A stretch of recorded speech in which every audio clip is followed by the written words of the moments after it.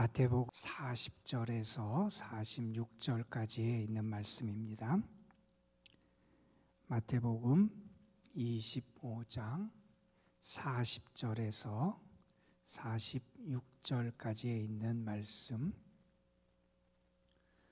오늘 우리에게 주시는 하나님의 말씀, 우리 한 목소리로 함께 받들어 읽겠습니다. 또 왼편에 있는 자들에게 이르시되 저주를 받은 자들아, 나를 떠나 마귀와 그 사자들을 위하여 예비된 영원한 불에 들어가라. 내가 줄일 때에 너희가 먹을 것을 주지 아니하였고, 목마를 때에 마시게 하지 아니하였고, 나그네 되었을 때에 영접하지 아니하였고, 헐벗었을 때에 옷 입히지 아니하였고, 병들었을 때에 옥에 갇혔을 때에 돌보지 아니하였느니라 하시니, 그들도 대답하여 이르되 주여, 우리가 어느 때에 주께서 줄이신 것이나 목마르신 것이나 나그네 되신 것이나 헐벗으신 것이나 병드신 것이나 옥에 갇히신 것을 보고 공양하지 아니하더이까.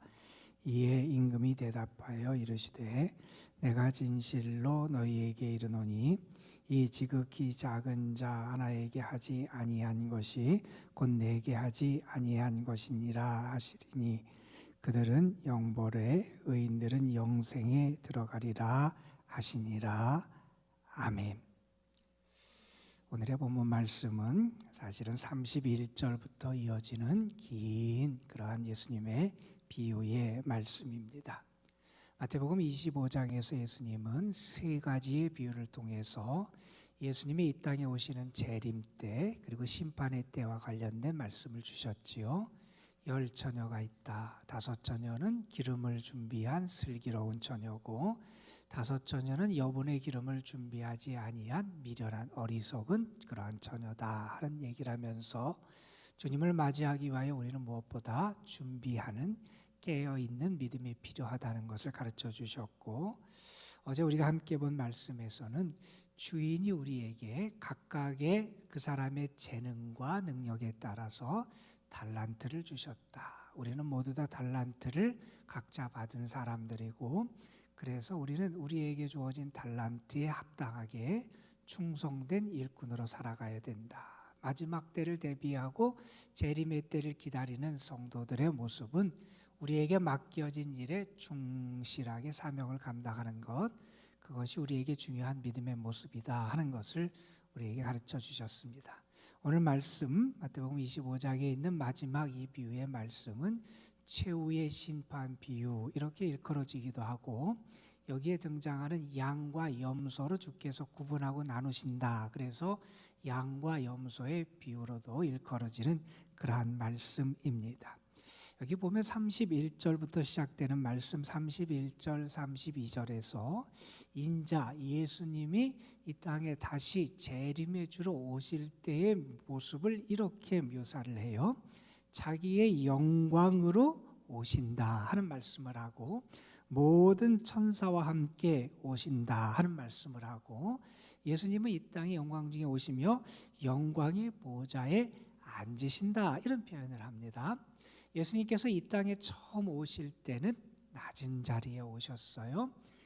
세상 모든 사람이 알아보지도 못했고, 누구라고 그 예수님에게 대해서 와서 예수님의 어떠한 존재인지를 인식할 수 없이 정말 낮은 자리, 겸손한 자리, 비천한 자리에 이 땅에 오셨어요. 그러나 재림의 주로 예수님이 이 땅에 다시 오실 때에는 영광의 주로 오신다 하는 그런 말씀을 하고 있고, 천사와 함께 오시고 그분은 영광의 보좌에 앉으신다 하는 그런 말씀을 해요. 이제 그분이 영광의 보좌, 심판석에 앉으신다는 거지요. 그래서 모든 사람을 판단하실 것이다 하는 말씀을 하고, 32절에 보면 이런 말씀을 해요.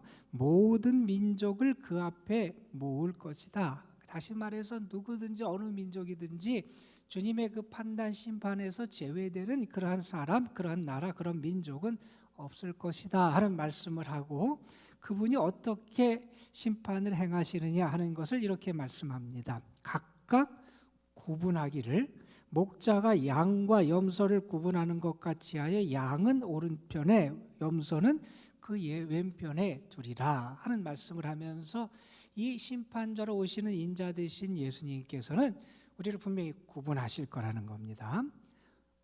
오른편에는 양, 왼편에는 염소. 다시 말해서 우리가 다른 예수님의 비유와 말씀을 보면 알곡과 쭉정이를 구분하듯이, 혹은 산자, 정말 하나님 아래서 산 자와 죽은 자를 구분하듯이, 혹은 하나님의 자녀와 마귀의 자녀를 구분하듯이 주께서는 둘로 분명하게 구분하실 것이다 하는 그런 말씀을 해요. 세상 사람들의 눈에는 안 보일지 몰라요. 차이가 안 날지 몰라요. 어떤 분은 세상에 사는 사람들을 이렇게 자기 나름대로 두 가지로 구분을 하더라고요. 한쪽의 사람들은 부를 위해서 살아가는 사람들이고, 다른 한쪽에 있는 사람들은 하나님의 나라를 위해 살아가는 사람들이 있다는 거예요. 겉으로 보기에는 비슷해 보인다는 거예요. 나름대로 둘 다 목적의식이 있어요. 그리고 나름대로 최선을 다해서 열심히 살아가요. 겉으로 볼 때 처음에 살아가는 모습 자체는 크게 다르지 않게 보인다는 거예요. 부를 위해서 살아가는 사람이나 하나님의 나라를 위해 살아가는 사람이나, 세상 사람들이 볼 때는 구분되지 않은 것처럼 보일지 모르지만 목자 되시고 심판자 되시는 주님의 눈에는 그 차이가 분명하게 보여지게 된다는 거지요. 자, 이렇게 주님이 심판자로 오셔서 사람들을 둘로 이렇게 구분을 하시는데, 판단을 하시는데, 그 기준이 무엇인지가 여기 주어지게 되지요. 오늘 말씀에 보면 그 심판의 기준은 그가 아주 엄청난 일을 했느냐, 아니면 뭐 대단한 업적을 이뤘냐라는 것이 그 기준이 아니라, 어떻게 보면 상당히 단순한 것처럼 보이고 사소한 것처럼 보이고 하찮은 것처럼 보이는 몇 가지 기준을 여기 예로 말씀해 주시고 있어요. 예수님 이런 말씀을 하십니다. 줄인 자를 보고 먹을 것을 줬는지, 목마른 자를 보고 마실 것을 주었는지, 나그네를 보고 영접해 주었는지, 병든 자가 있을 때 병든 자를 찾아가 돌보아 주었는지, 헐벗은 자가 있는데 그에게 옷을 주며 돌보아 주었는지, 갇힌 자, 괴로움을 당하는 자를 찾아가 위로하고 돌보아 주었는지, 이러한 것을 통해서 주께서는 그러한 일을 했는지 안 했는지를 통해서 그 사람이 양에 속하느냐 아니면 염소에 속하느냐 이런 것을 구분하시겠다는 그런 말씀을 합니다. 이건 달리 말하면 이렇게 표현할 수 있을 거예요. 정말 그가 마음을 다하여 사랑을 했느냐, 사랑하는 삶을 살아갔느냐, 사랑을 나눴느냐, 주께서 말씀하신 하나님을 사랑하고 이웃을 사랑하는 그 사랑의 삶이 그의 삶을 통해서 나타났느냐 아니냐를 통해서 주님은 심판의 기준을 삼으신다 하는 겁니다.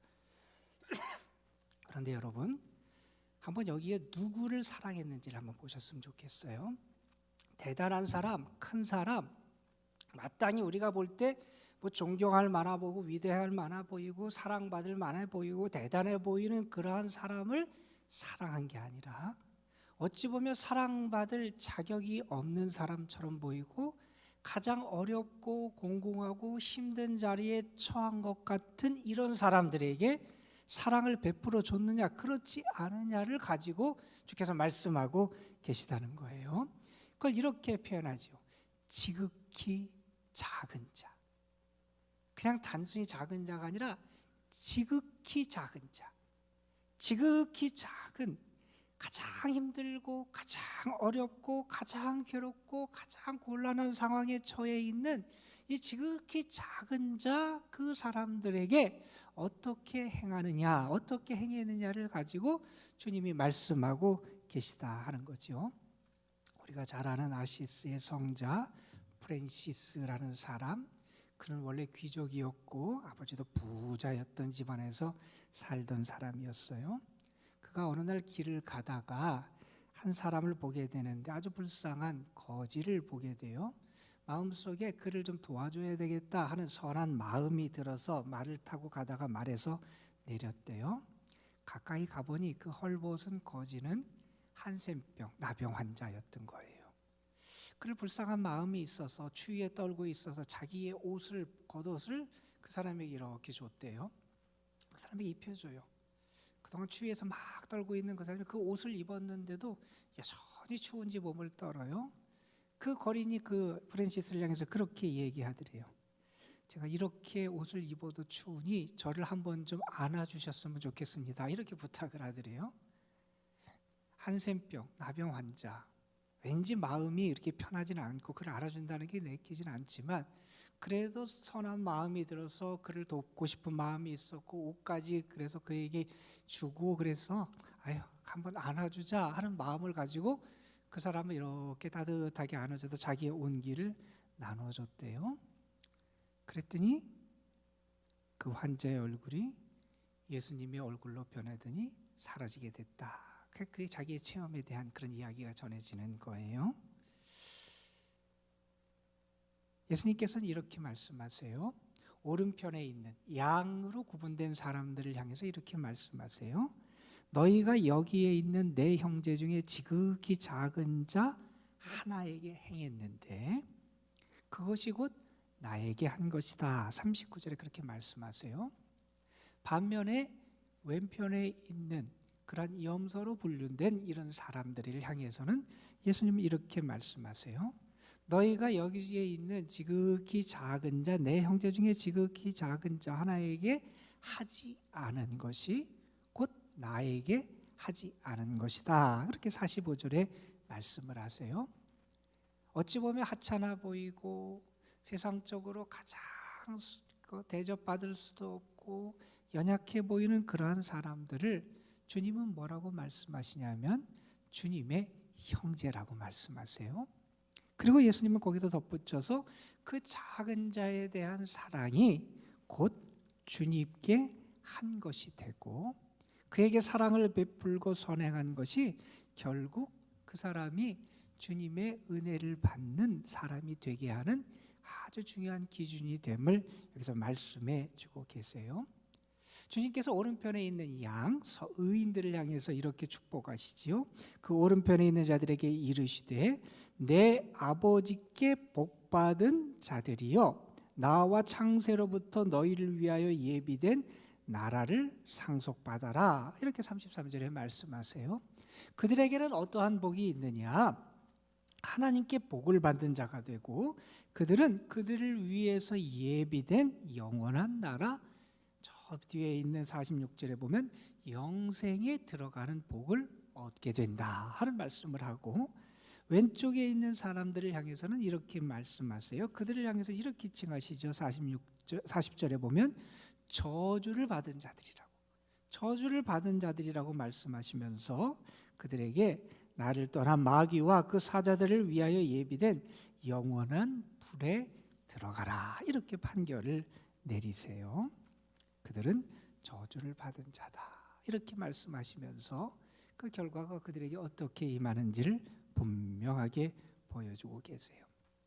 이러한 이야기가 있어요. 어느 겨울 눈보라가 몰아치는 아주 추운 날이 계속되고 있는데 그런 어느 마을에 한 할아버지가 살고 있었어요. 이 사람은 구두를 만들고 구두를 수선해서 파는 그런 일을 하는 그런 사람이었어요.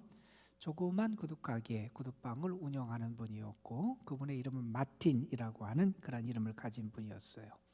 그분은 하나님을 열심히 섬기고 믿는 사람이고 낮에는 가게에서 자기 일을 열심히 하고 저녁에는 집에 돌아와서 식사를 하고 집을 정리한 다음에 하나님의 말씀을 읽으면서 자기의 삶을 살아가는 게 그의 모습이었어요.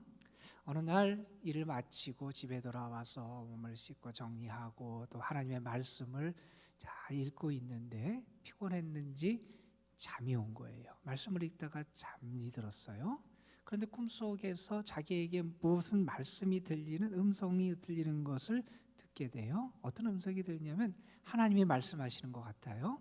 하나님 이렇게 이런 음성을 들려주시더라는 거예요. 내가 내일 너를 찾아가겠다. 이 음성이 들린 거예요. 이 사람은 다음 날 아침에 일어나서 기대에 부풀어요.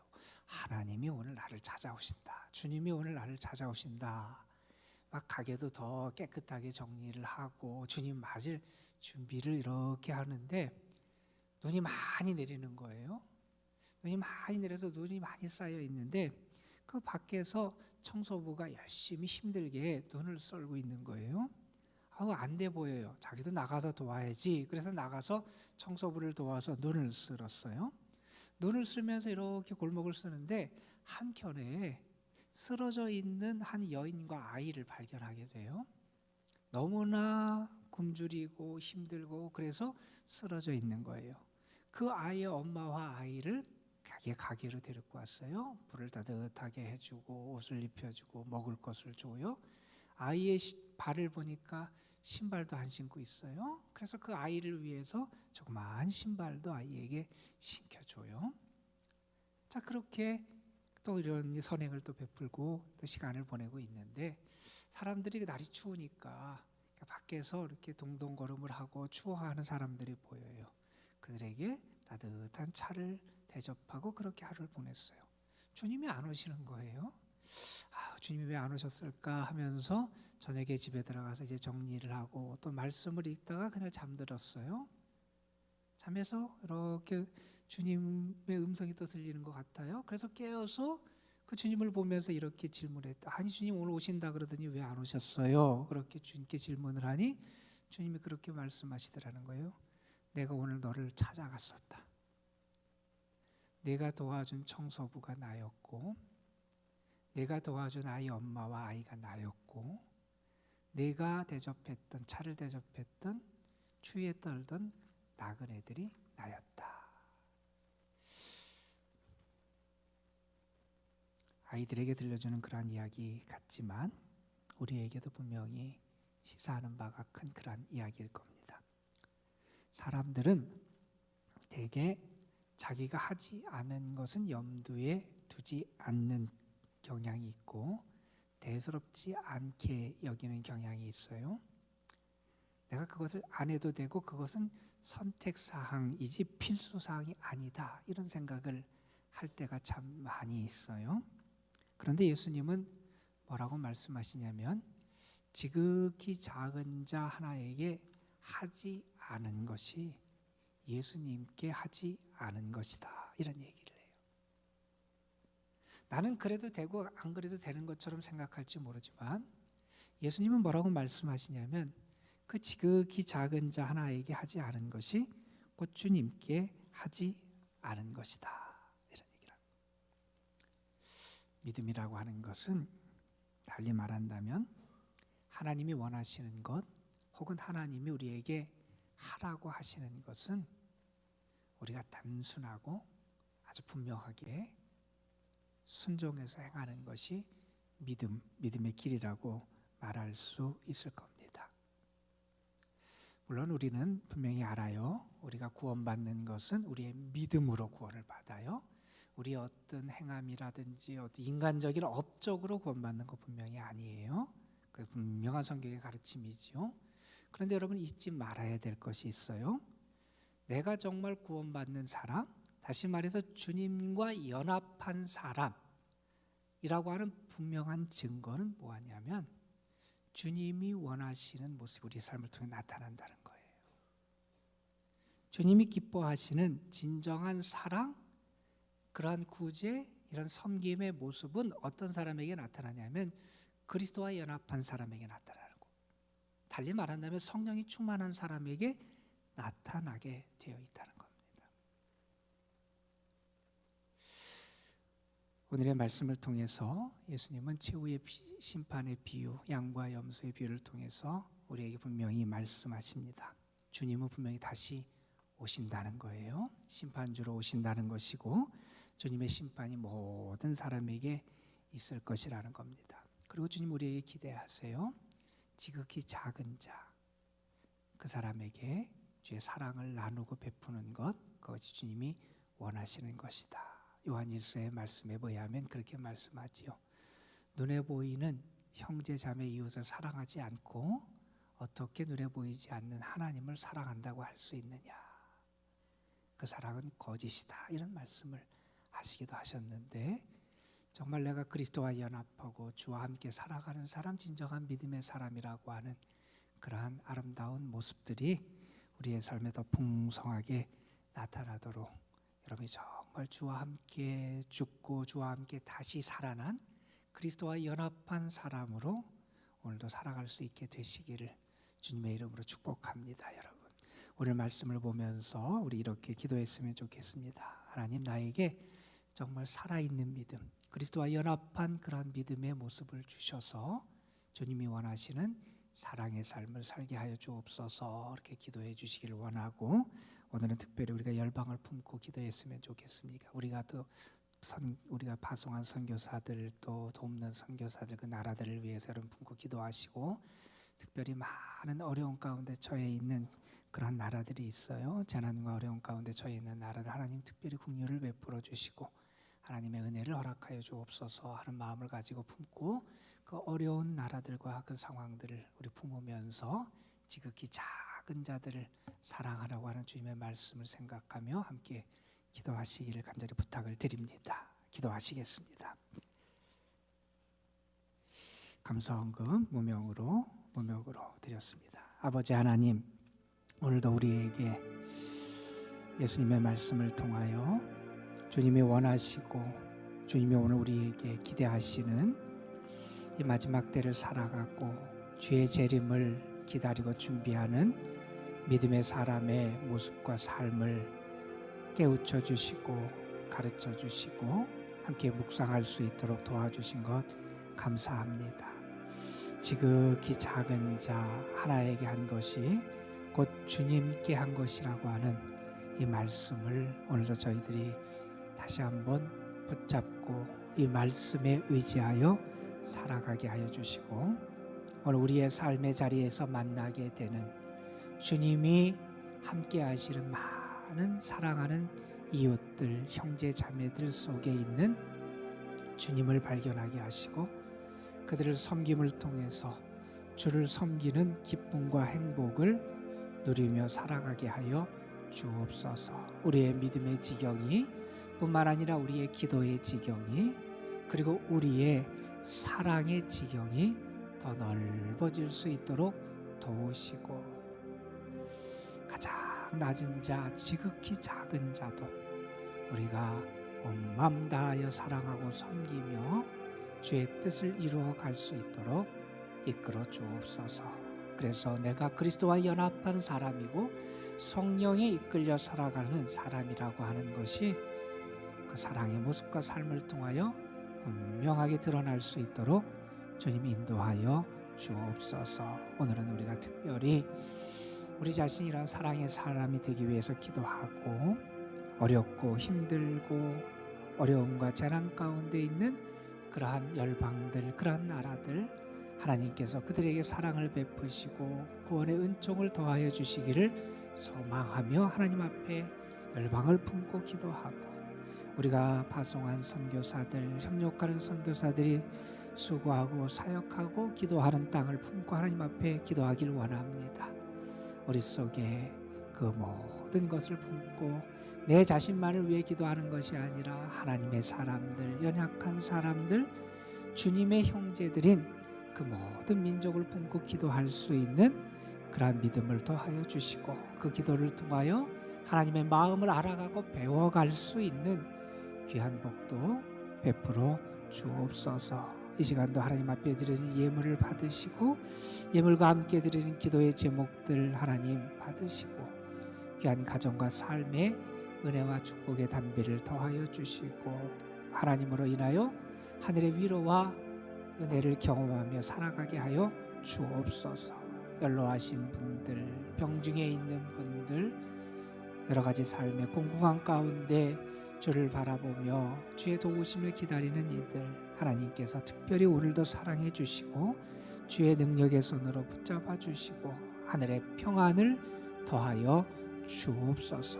이 시간 저희들이 기도할 때 성령께서 우리의 기도를 도우시고 우리에게 힘을 주시고, 기도를 통해 우리의 기도를 들으시고 우리를 사랑하시고, 오늘도 우리에게 믿음의 사람으로 살아갈 수 있도록 우리를 이끌어 가시는 주의 은혜를 충만하게 경험케 하실 줄 믿사옵고, 우리 구주 예수 그리스도의 이름으로 기도드리옵나이다. 아멘. 자, 이렇게 기도하시고 돌아가시겠습니다. 하나님 고맙고 감사합니다. 저희들에게 다시 한번 믿음으로 살 수 있는 귀한 한 단어 허락하시고 하나님이 나를 기도함으로 또 주를 의지함으로 또 말씀 위에서 주신 귀한 깨달음을 가지고